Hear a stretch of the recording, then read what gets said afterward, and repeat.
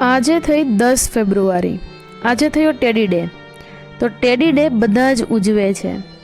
College સ્કૂલમાં ભણતા લોકો પણ કોલેજમાંથી ઉજવીને એક છોકરી અને છોકરો ઘરે જતા હતા। તો બંનેને એવો વિચાર આવ્યો કે રસ્તા પર ઘણા બધા નાના છોકરાઓ છે જેને રમકડાની જરૂર છે, તો રમકડા તરીકે આપણે ટેડી દઈને એની સાથે પણ ટેડી ડે ઉજવી શકીએ।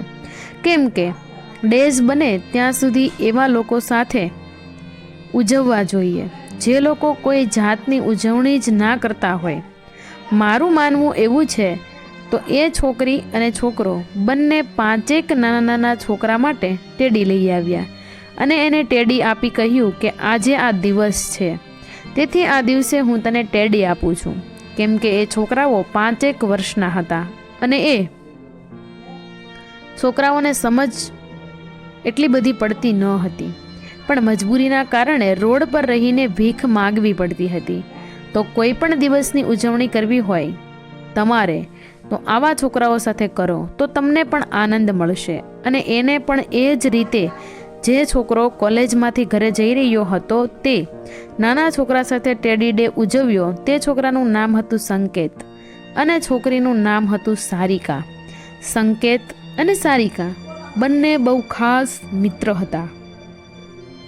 બંને એકબીજા સાથે ટેડી ડેની ઉજવણી કરી પોતપોતાના ઘરે ગયા અને પોતાના ઘરે જે નાના બાળકો હતા તેના માટે પણ ટેડી લઈને ગયા। તે બંનેએ પોતાના ઘરે પણ દરેક વડીલોને ટેડી ડે વિશે જાણકારી આપી અને દરેક વડીલોને પણ ટેડી ડેની વિશ કર્યું। આ જ રીતે બધા દિવસ ઉજવવામાં આવે તો વડીલો પણ આ દિવસો વિશે જાણકારી મેળવી શકે છે। સંકેત અને સારિકા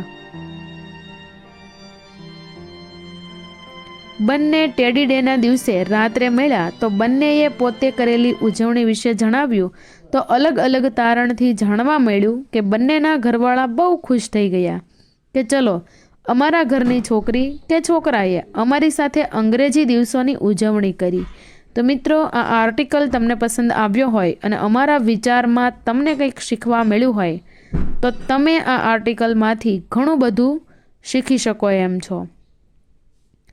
તો મિત્રો, તમને આ આર્ટિકલ ગમ્યો હોય તો આ વિડીયોને લાઈક કરજો, શેર કરજો અને અમારી ચેનલ પર નવા આવ્યા હોય તો અમારી ચેનલને જરૂરથી સબસ્ક્રાઈબ કરજો। Thank you. Happy teddy day everyone.